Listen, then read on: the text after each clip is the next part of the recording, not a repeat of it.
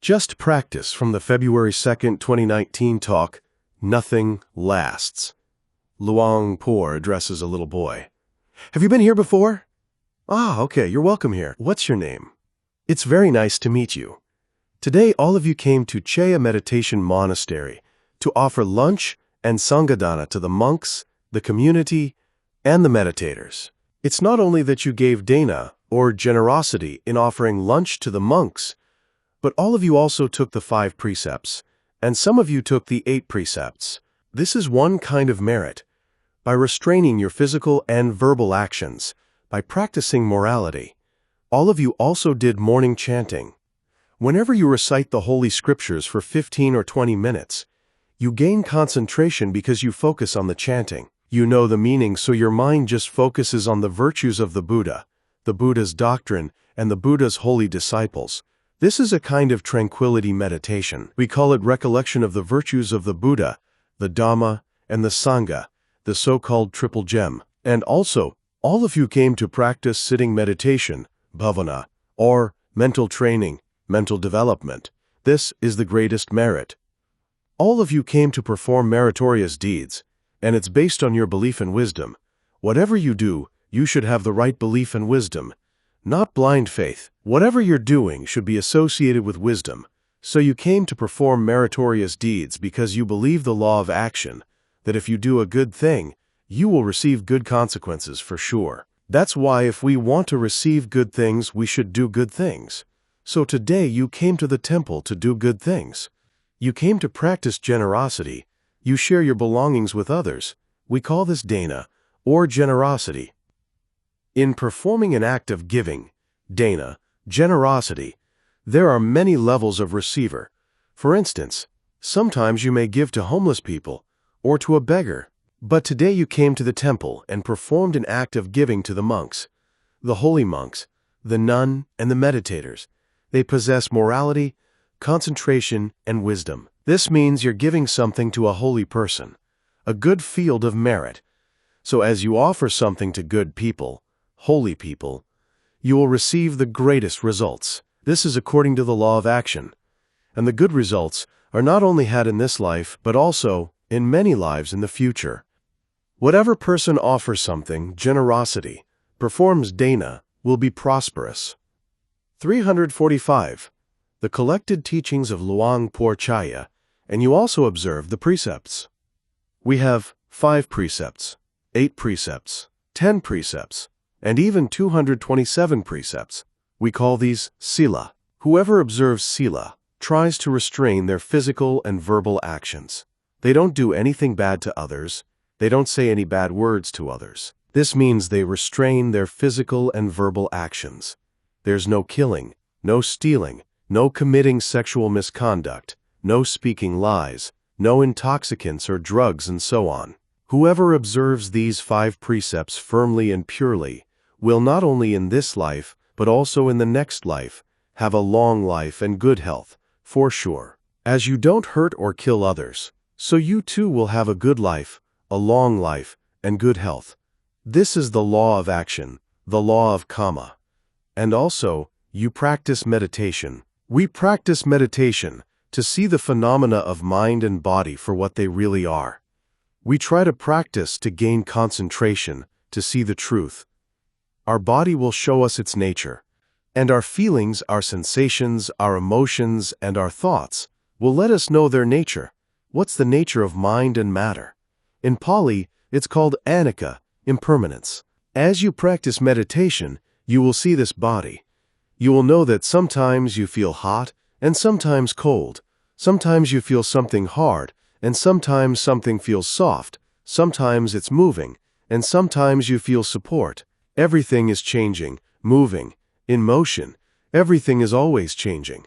So when you observe the body, you will see the nature of the body. Nothing lasts forever. Every moment, every second, it keeps changing and changing. This is anicca, or impermanence.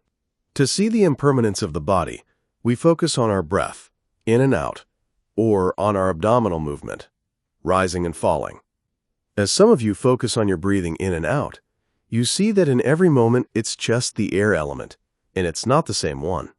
The previous one arose and disappeared, and then a new one came into existence. So in every moment, it's just a new thing. The old one disappears, and a new one comes. They come and go, arising and disappearing. You'll see that. Others focus their mind on their abdominal movement. The rising and falling of the abdomen is the air element. We're not observing the form or the shape of our body. We should see the nature of the movement. You see the movement element in every moment just arising and disappearing, one after another. This means you see the impermanence of this body.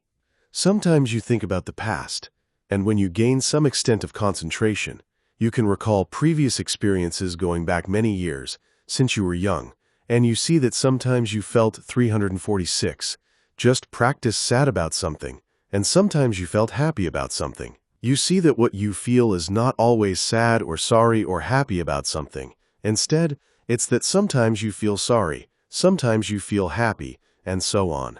This means that your sensations, your feelings, and your emotions are just arising and disappearing, one after another. Our sensations, our feelings, and our emotions do not last long, so we see the impermanence of our feelings and sensations. With regard to the mind, when you practice meditation, you try to focus on your primary object of meditation. But even though you try not to think about anything, it's the tendency of our mind to think about many kinds of things. It keeps thinking about the past, imagining the future. Sometimes there's a good thought, and sometimes there's a bad thought. You see for yourself that these thoughts also, this mind also, is arising and disappearing. There are many, many thoughts, and many, many consciousnesses.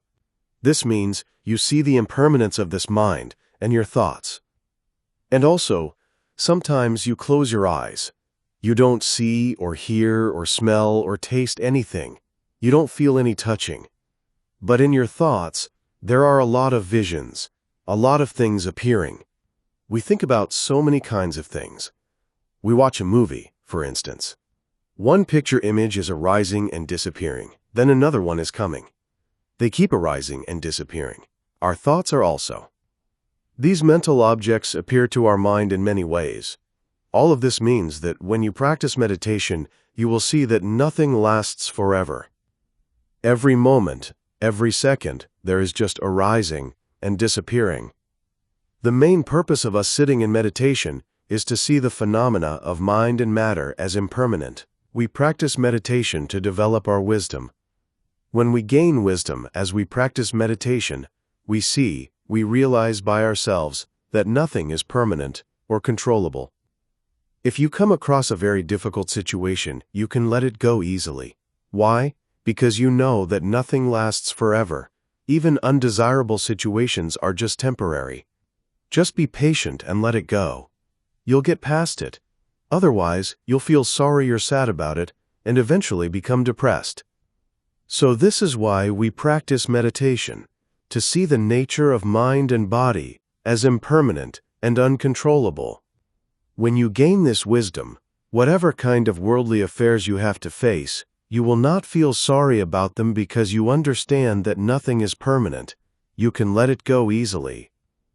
347. The Collected Teachings of Luang Por Chaya.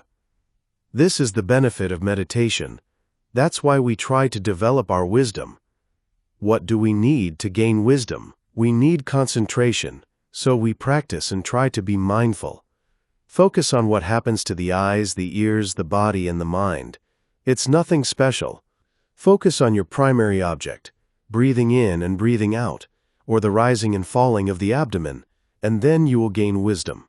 Whoever gains wisdom will gain peace and happiness, because they understand the truth. I would like all of you to try the best you can to practice generosity, observe the 5 precepts firmly and purely, and practice meditation or mental culture. May all of you be freed from greed, anger, and delusion, and be happy. 348.